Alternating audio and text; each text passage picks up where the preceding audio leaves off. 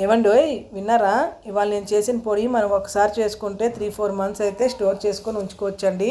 దీనికోసం నేను ఒక కళాయిలోని ఒక హాఫ్ కప్ పుట్నాల పప్పు, 1/4 కప్పు మినప్పప్పు, 1 స్పూన్ మిరియాలు, 1 స్పూన్ జీలకర్ర వేసి ఫ్రై అయిన తర్వాత 1 కప్పు నువ్వులు వేసి బాగా ఫ్రై చేసుకున్నాను. ఇప్పుడు ఇందులోకి ఎండుమిర్చి, కరివేపాకు, ఎండు కొబ్బరి, చింతపండు వేసి బాగా ఫ్రై అయిన తర్వాత ఇంగువ 1 స్పూన్ వేసుకొని గ్రైండర్ అయితే చేసుకొని స్టోర్ చేసుకున్నాను.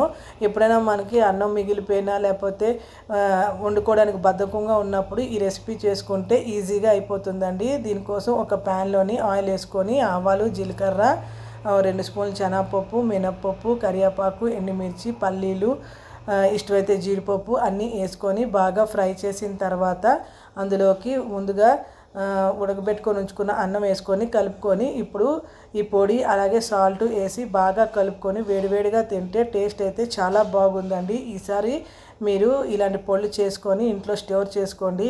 ఇదే కాకుండా నేను ఇంకా 2-3 రకాల పొడులు నా ఛానల్లోని వీడియోస్ చేసి పెట్టాను. అవి చూసి ఛానల్ సబ్స్క్రైబ్ చేసుకోండి, లైక్ చేయండి.